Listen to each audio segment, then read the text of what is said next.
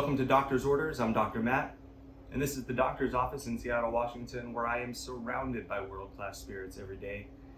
And I just want to highlight one of those, share a story about it. Knock 15% off this week if you happen to be at the bar. This week, Dakabend pot still rum out of Oaxaca. It's up in this little village called San Cristobal La Chirac. Good luck spelling it. It looks like it should be the name of a scotch. It's not. It's the name of a little village up in the Sierra Norte mountains. Absolutely beautiful, lush, verdant area, spring-fed processes. Their whole irrigation literally just runs off a hose that's one end of it's in a mountain spring. Beautiful waterfalls, stunning area, delicious mezcals by Tospa. So one day I was up visiting the Tospa Palenque. Oh, I should warn you, there's a little bit of a humble brag in here because I actually had a little bit of a role in this product existing. And this is that story. I'm gonna sip some first though, because, well, rum. Bright, beautiful, grassy, funky. And that's all I got for tasting notes. Try it yourself, see what you think.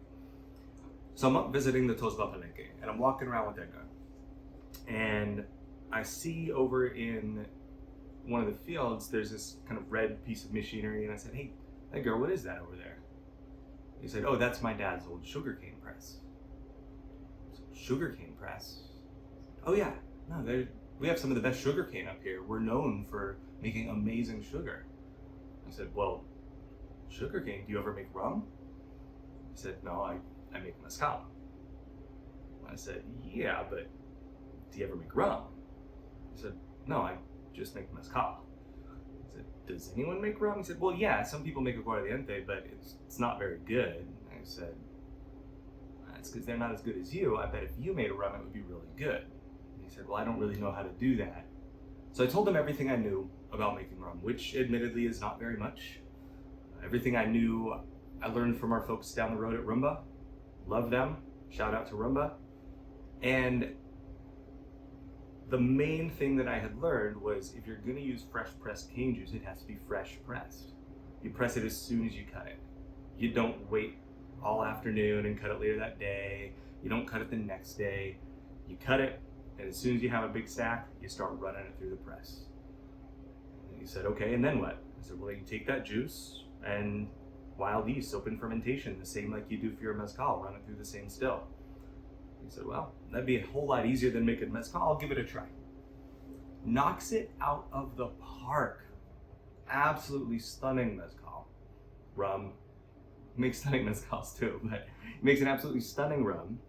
And a few versions later, has the process refined to the point that they can bring it to market. They try to think of a name for it, coming up with a few different Zapotec words, and Dakabend means the rebel, the disobedient one, the rule breaker. And this felt like a perfect name because mezcaleros don't make rum, they make mezcal.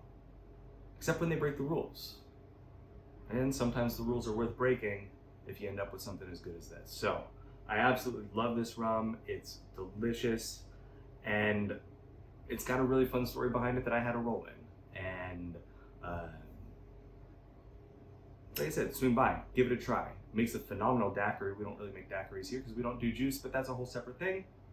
Outstanding rum, give it a sip.